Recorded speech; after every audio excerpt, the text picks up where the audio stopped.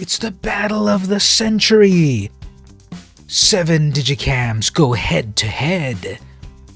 Which one will prevail?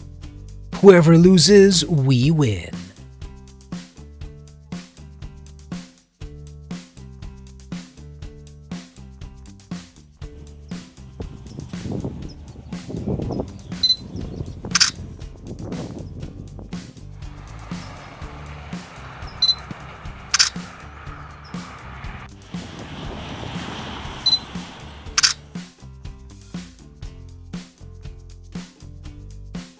Hey everyone, it's VM Campos, a Digicam fan. I'm here with a video where I'm going to go in depth and review several Digicams. I'm going to battle them against each other so that I can compare their image quality, their handling, and just the amazing vibes and aesthetic that you get from photographing things with these vintage classic cameras. Because as we all know, the era of the Digicam is back. So you'll want to snap one up before they're expensive again. Let's check out my collection.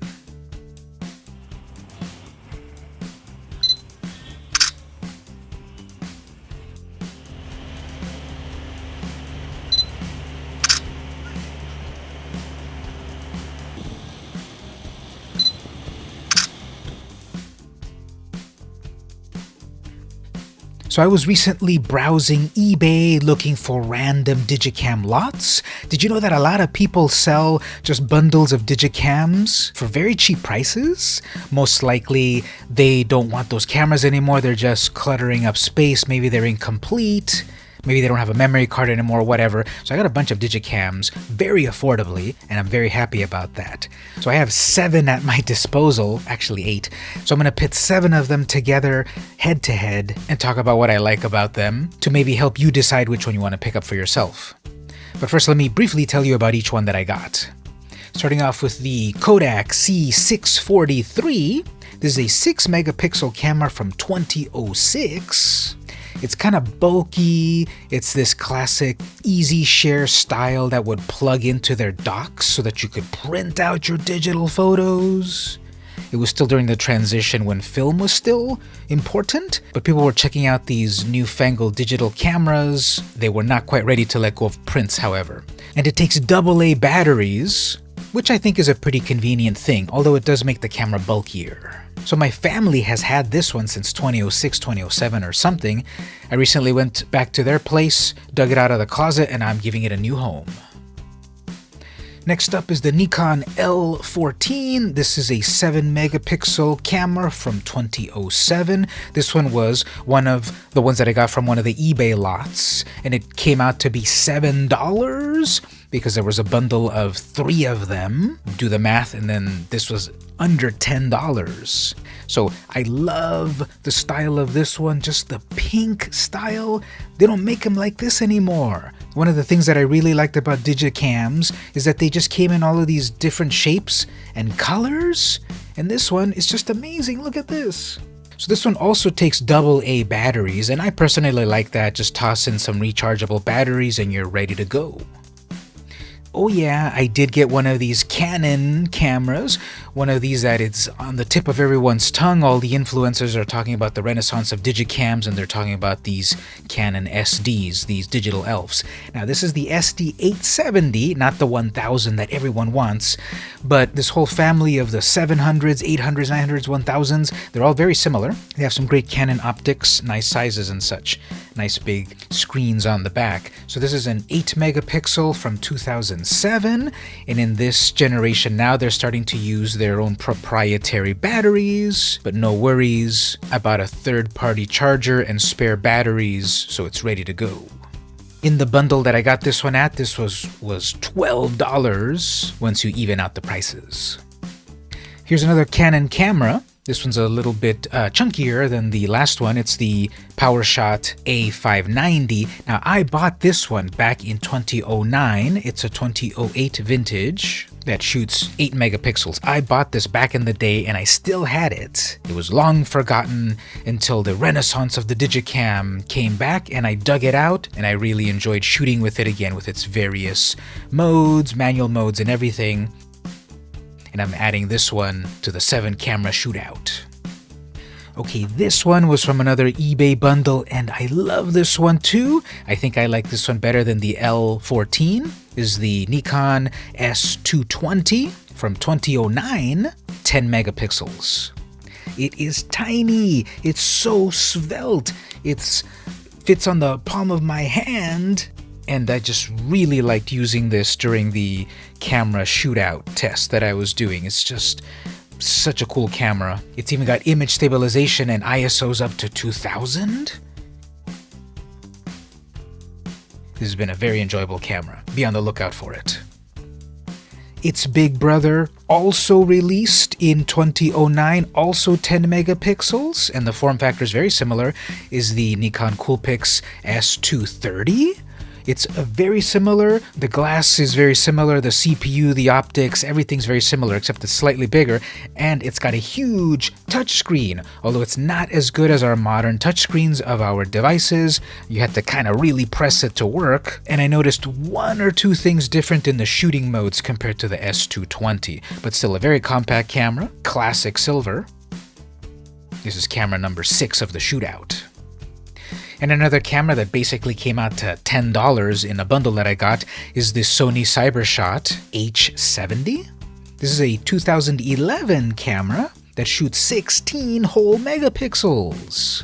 This is definitely the most professional of all the ones I've shown. Huge screen, a 10 times optical zoom compared to the other ones that were 2 or 3 times optical zoom. I wasn't messing at all with digital zoom, that's trash. But this had a 10x optical zoom, really zooming in. It was very wide and also could zoom in a lot.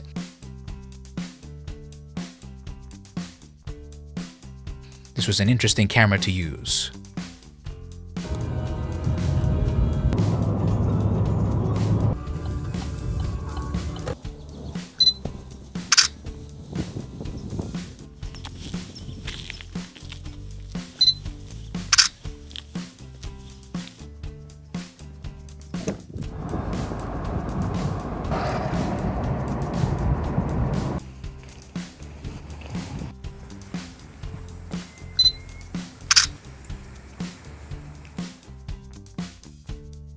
So those were the 7 cameras, 2 that I've had for a while, 5 that I've just bought recently, that I pitted against each other. I'm going to switch over to Adobe Bridge and show you a variety of photos that I took with each one of those cameras in a variety of scenes, conditions, and subject matters. Let's check that out. So here I am in Adobe Bridge. I have a bunch of folders of various subjects that I photographed. Just a few days ago, I lugged all of those cameras out about town with me, took a bunch of photos. I'm not going to show every folder here. It'd be a really long video. Tell me in the comments if you would have been interested in me showing every single one of these folders of subjects, because it's 7 shots per folder, and I've got 27 folders here. So I'm going to choose some of the ones that really stand out to show off the cameras. Let's start off with the very first group of photos that I took. This is over on Proctor Valley Road, where I live here.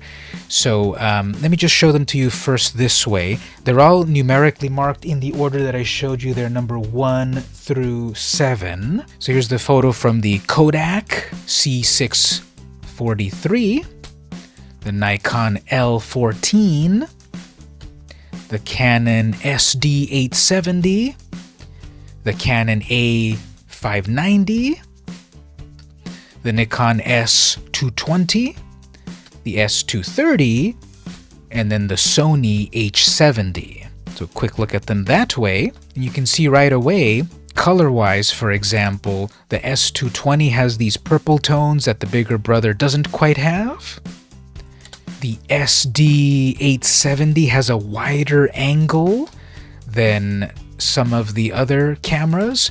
The Sony also has a wide angle right there. You see more of the scene. All of them produce the colors pretty well, although I thought the Kodak saturated the colors a little bit more. Now all of these were shot in just basic automatic, completely automatic ISO, shutter speed, and aperture. Alright, so those were several ones at Proctor Valley Road. Let's check out a few others. So in this set of photos, there's the focus is this sign, the habitat restoration, where we've got nature and then civilization right back there. So just kind of showing them all in general. I'm sure you'll see right away which one feels the best to you.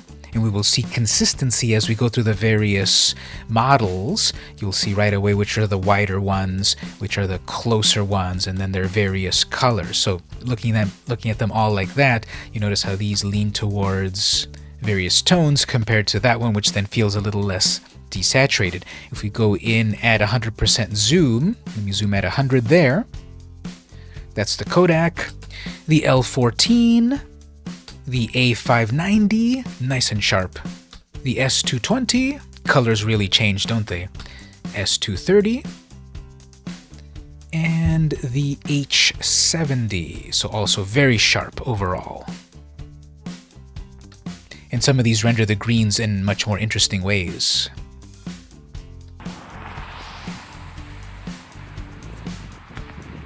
Conversely, with other colors, these amazing flowers had grown in my area, and this one's really interesting. I'm going to zoom in here to look at them all just to kind of see how it renders these really stark purples. So there's the Kodak, then we've got the L14. Look at how those whites pop out on the little flowers, how they're more muted there or overpowered by the purple.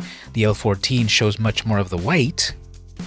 The SD870, the A590, here's the 2S, Nikon S, the 220 and the 230, and then the Sony. It's just on a different plane of colors, and also because of the wide angle of it all, it shows much more. So that's a little bit more normal focal length, that one as well, slightly more wide angle, normal length, normal length, normal length, and then wide angle. It just got so much more of the scene. The Sony has a really big wide angle, equivalent of like a 25mm in 35.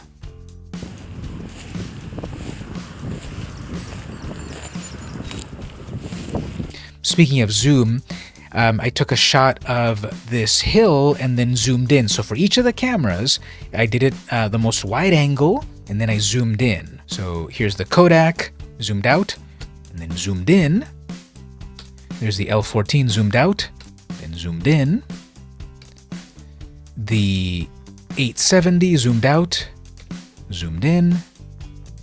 The A590 zoomed out, zoomed in. The S220, the S230, and then the Sony. Wow, look at that. Look at how zoomed in that is. So there's, for comparison, the S230, and then there's the Sony. Look how much more zoomed in. There's that little patch right there of leaves, and then here we're fully seeing it. Now, I am noticing right here, apparently there's something, maybe some dust in the sensor. I did feel that one was a little bit dusty, needs a better cleaning. And then looking at it at 100%, let's look at some of these at 100. So that's fully zoomed in. The S230, the S220, the A590. That one looks like it got didn't get image stabilized. The SD870, the L14 looks a little soft as well, and then the Kodak. So really impressed with the zoom capability of the Sony.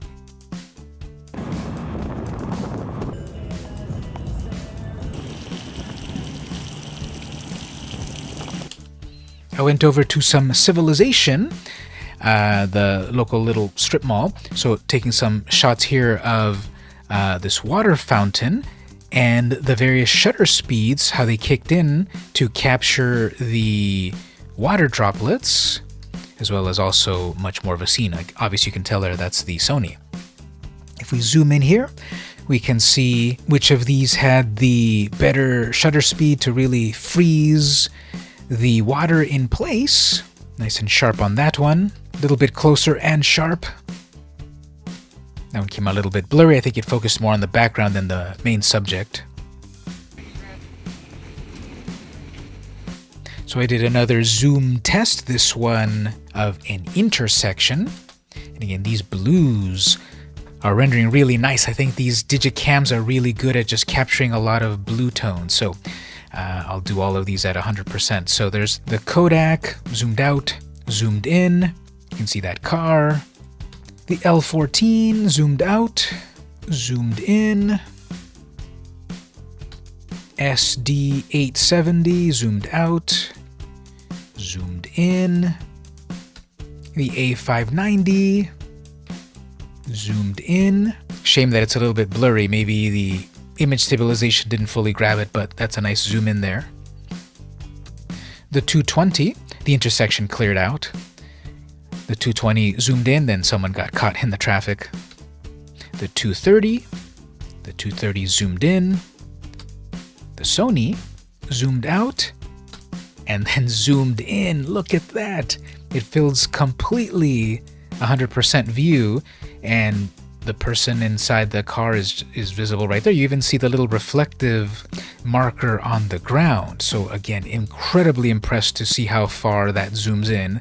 There it is, zoomed out from the distance. So right away you're seeing that if you're looking for a camera that's got a lot of zoom, the Sony H70 might be your pick.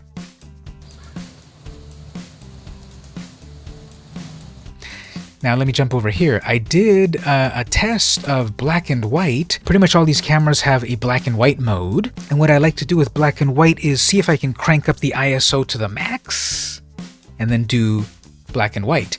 And that creates a really fascinating grain in the image. Depending on the processing of the image, it may kind of appear splotchy and the like, or it may be nice and sharp. So here's the Kodak. The L14, this one smoothed a lot of the edges on the side over here. This part's nice and sharp. The SD870.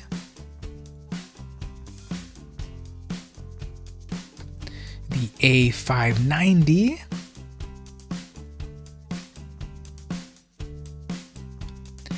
Okay, the Nikon S220. Its ISO was a maximum of 1000, whereas the A590 was 2000, but its aperture could go to f8, whereas this one was at 4.6, so it's obviously overexposed. The SD can also stop down to f8, maximum of 1600 ISO. The L14 didn't have a way for me to set my specific ISO, so it did what it wanted and it came out nice. Had a black and white mode at least. And I made the Kodak go to 1400 ISO and it set itself to 4.8 aperture. The 220 and the 230 got incredibly confused, and to the 230 I couldn't find the black and white mode. So it's in color and it's extremely overexposed. It's a 4.6 aperture, 1/1000th of a second. Same with the 220, but on the 220 at least I was able to set black and white mode, and both of those have the ISO of 2000. And lastly, very disappointed, the Sony H70. On that one also I could not find a black and white mode. Maybe it's in there, I just gotta explore it a bit more. ISO of 3200, the highest of all of them. That gave me an f8 and 1/1600th of a second.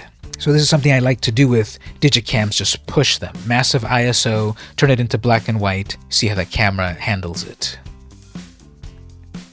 And there you go, that was my 7 camera shootout. It was a lot of fun to take all of them out to the field, take a bunch of different photos, and then compare them and share the results with you. I was surprised with the range of results that each one gave, the different handling that each one had, pros and cons and the like. But I'd like to hear from you. Which of those photos was your favorite? Which results from which camera did you enjoy the most? Do you have any of those Digicams? Are you interested in getting any of them now that I've shown them to you? Tell me in the comments. Are you thinking that your family might have one of these gathering dust in a drawer somewhere? Go dig it out and tell me all about it. Are you gonna go troll eBay like me and find great deals? Tell me all about it. If you enjoyed this video, don't forget to like, comment, share, subscribe, ring the bell, battle the Minotaur, do all the good stuff. I would really appreciate it. If you really like my video, I would appreciate you go over to my Patreon, patreon.com/vmcampos, and pledge to the channel. Starting at $1 a month, you can really help things out. You can fund the channel, you can keep it going, you can be a part of it, starting at $1. You can also do that here in YouTube. Press the join button to do the same, or give some super chats. I would really appreciate it. If you can't quite pledge at the moment, no worries. Just do the usual social media stuff. In the meantime, this has been VM Campos, and I'll see you next time.